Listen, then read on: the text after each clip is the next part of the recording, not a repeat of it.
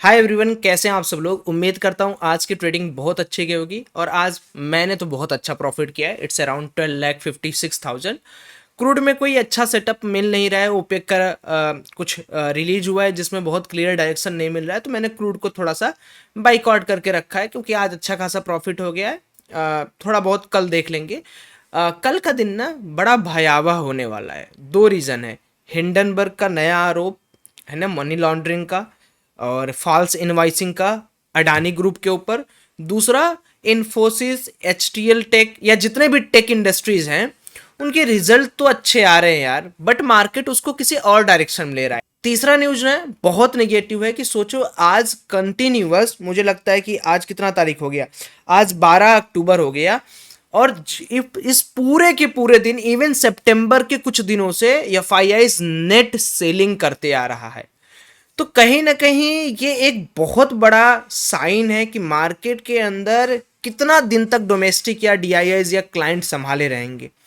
कल की मार्केट की क्लोजिंग, क्योंकि कल फ्राइडे है, कल की मार्केट की क्लोजिंग आने वाला पूरा का पूरा मंथ डिसाइड करेगा। इसलिए रिटेलर्स आपकी चांदी आने वाली है, ध्यान से थोड़ा सा ट्रेड करिएगा।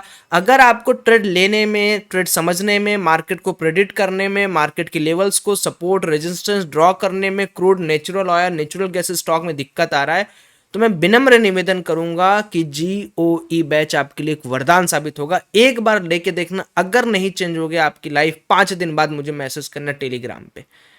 चलो अब कल के लेवल्स को ध्यान से प्लॉट करो। पहले मैं टेलीग्राम में ले जाऊंगा, आपको दिखाऊंगा कैसे क्या हुआ, हीरो जीरो क्या हमने किया, कैसे क्या किया, फिर उसके बाद कल का लेवल्स बताऊंगा। एक एक चीज को नोट करना कि कल बैंक निफ्टी और सेंसेक्स में हम कैसे काम कर सकते हैं। आइए देखो, सबसे पहले ना हम लोग डेटा चेक करते हैं कि डेटा क्या बना हुआ है, वो ज़्यादा इंपॉर्टेंट है। तो डेटा के अंदर अगर आप देखोगे, ऑप्शंस की बात कर लेते हैं बैंक निफ्टी, निफ्टी के अंदर। तो बैंक निफ्टी का हम लास्ट का 60 मिनट अगर देखें तो लास्ट के 60 मिनट में शॉर्ट कवरिंग आएगी, वरना दिन भर मार्केट के अंदर क्या है, शॉर्ट बिल्डअप लॉन्ग बिल्डअप का गेम चलता रहा है, जो कि ठीक है, ओवरऑल बढ़िया है। दूसरी चीज, अगर हम लोग यहाँ पर एफआईआई डीआईआई का डेटा देख लेते हैं कि क्या एफआईआई डीआईआई का डेटा बता रहा है, तो आप ये देखो, मतलब एकदम पागल होके ये लोग शॉर्ट किया जा रहा, मार्केट को पागल हो गया एकदम कि मार्केट को बस एकदम नीचे ही ले जाना है। और कैश स्टेटस में अगर आप देखोगे, हर दिन बिकौली कर रहे हैं लोग। ये देखो ना, मतलब आप केवल एफआईआई का नेट देखो, आपकी हालत खराब हो जाएगी। 18 सितंबर से, ठीक है, 18 सितंबर से लेके आज 12 अक्टूबर हो गया दोस्तों, यानी 1 महीने के आसपास हो चुका है और ये इतना सेल किए जा रहे हैं कि इनका कोई रोकथाम नहीं है। भाई अगर डीआईआईज नहीं होता ना, मैं बता तो रहा हूँ कि ये लोग स्टॉक मार्केट भारत को बेच के खा जाते, लेकिन डीआईआईज ने अच्छा खासा संभाला है। आप देखोगे तो यहाँ पर आपको दिखता होगा कि 2-4 दिन को छोड़कर बाकी हर दिन जो है डीआईआईज ने संभाला था, तो ये इम्पैक्ट डाल सकता अपने मार्केट में। अब बात कर लेते हैं कि कल किस तरीके से हम कामकाज करेंगे, निफ्टी के लेवल्स क्या रहेंगे, बैंक निफ्टी के लेवल्स क्या रहेंगे, इनको आपको नोट डाउन करना है। और कल मार्केट में आपको सेम टू सेम इसी हालत में मार्केट काम करते हुए दिखेगा। लेट्स सी, एक बार चार्ट को लोड हो जाने देते हैं। चार्ट थोड़ा आजकल धीरे लोड हो रहा है। चार्ट पर चलने से पहले हम लोग एक बार एडीआर चेक कर लेंगे कि एडीआर क्या चल रहा है, कैसे चल रहा है और किस तरीके से एडीआर का काम है ना। इन्फोसिस 6% डाउन है, उसको मैं आपको चेक करा देता हूँ। वॉल स्ट्रीट के अंदर बहुत ज़्यादा देखो, Infosys ADR 6% down, Wipro 3% down, ICICI 0.2% down, Make My Trip 1 point. ये सब तो मान लो उतना काम नहीं करते, लेकिन ये बड़ा इंपॉर्टेंट होता है। तो एडीआर बहुत ज़्यादा डाउन है। ग्लोबल मार्केट की बात करें तो ग्लोबल मार्केट के अंदर भी उतनी पॉजिटिविटी यहाँ पर दिख नहीं रही है। ग्लोबल मार्केट भी कहीं ना कहीं यहाँ पर डाउन ट्रेंड के अंदर अपना एक ट्रैक रिकॉर्ड बना रहा है। बात कर लेते हैं बैंक निफ्टी के अंदर कैसे ट्रेड करेंगे, और उसके बाद हम लोग डिस्कस करेंगे कि सेंसेक्स के एक्सपायरी के अंदर किस तरीके से ट्रेड करेंगे। तो चार्ट यहाँ पर पहले डे वाइज कर लेते हैं, डे वाइज करके समझ लेते हैं एक बार कि डे वाइज पर किस तरीके से कामकाज हो रहा है मार्केट का। तो देखोगे यहाँ पर मार्केट एक बहुत इंपॉर्टेंट रेजिस्टेंस के आसपास आके खड़ा हुआ है। अब देखो, दुनिया भर की चीज़ें अपनी जगह हैं, लेकिन हमें चार्ट के अंदर जो पैटर्न पता चल रहा है उसकी बात ही कुछ और है। तो ये क्या है, ये एक सपोर्ट एरिया था। बार बार आपको मैंने बताया था कि सपोर्ट एरिया के पास मार्केट एक बार आया है, तो ये मे बी एक रीटेस्ट हो सकता है फॉर अ बिग फॉल। अब मैं ऐसा क्यों कह रहा हूं, क्योंकि जो रिजल्ट के बाद मार्केट का हाल है वो थोड़ा मुझे कन्वर्जिंग नहीं लग रहा है। लेकिन दोस्तों कभी भी याद रखना कि ट्रेडिंग के अंदर बिग फॉल बिग मोमेंटम जैसा कुछ नहीं होता, क्योंकि आपको 100 पॉइंट में भी आप राजा बन सकते हो।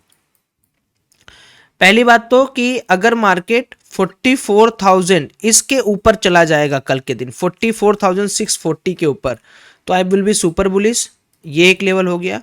और अगर इसके नीचे 44,524 के नीचे जाता है तो I will be super bearish, बस काम खत्म। देखो इससे ज़्यादा मार्केट के अंदर आप अगर कुछ टेक्निकलिटीज़ लगाओगे ना तो फिर मार्केट आपको पैसा नहीं देगा, क्योंकि पैसा अगर आपको कमाना है तो आपको तुरंत कमाना पड़ेगा। तो 44,654 के ऊपर 44,700 800 का टारगेट बना के रखना है आपको। और नीचे के लेवल्स क्या मिल रहे हैं, नीचे के लेवल्स मिल रहे हैं कि 44,524 के टूटने पर अगर गैप डाउन होता है और अगर 44,480 टूट जाए, ये तो सोने पे सुहागा हो जाएगा। 44,524 टूटने पर फ्लैट ओपनिंग में 44,400 44,300 के टारगेट आप देखने को मिल सकता है। हाँ, एक चीज बहुत ध्यान से याद रखिएगा कि कई दिन से मार्केट ने क्या किया है ना, इस लो के नीचे नहीं ट्रेवल किया है, 43,785। तो माइट भी ये पॉसिबल है कि ये जो 8-9 अक्टूबर को ये सीन बना था उसको मार्केट एक बार रिपीट कर सकता है। बट इन केस अगर मान लो मार्केट कल के दिन 44,654 के ऊपर निकल गया, इतना सब कुछ होने के बाद भी, तो मार्केट को समझ लो कि आप अलग ही इफिशियंसी में ट्रेवल कर रहा, उसको फिर आपको छोड़ना पड़ेगा, अपर साइड का टारगेट यहाँ पर रखना पड़ेगा। डाउन साइड में हम लोग 44,524 के नीचे ही प्लान करेंगे और 44,480 के नीचे जो सेफ प्लेयर वो प्लान कर सकते हैं 44,400 और 44,300 के टारगेट के लिए। ठीक है, कल बहुत मजा आने वाला है, फ्राइडे है तो हम लोग जीओई में बहुत सारा ट्रेड भी करेंगे और हेज भी बनाएंगे। निफ्टी की बात अभी मैं नहीं करूंगा, निफ्टी तो वैसे भी बहुत वीक है। इसमें बात कर लेते हैं। देखो एक ये छोटा सा गैप बचा हुआ है, ठीक है, ये एक छोटू सा गैप बचा हुआ है, छोटू सा क्या मतलब, मान के चलो कि 250 पॉइंट का ये गैप है। तो अगर मान लो सेंसेक्स यहाँ कहीं खुलता है तो फटाक से मुझे लगता है कि एक पुट साइड का ट्रेड यहाँ पर लेना चाहिए 66,000 के टारगेट के लिए। अभी मार्केट 66,400 पे है तो 400-300 पॉइंट सेंसेक्स के लिए बड़ी आम बात है।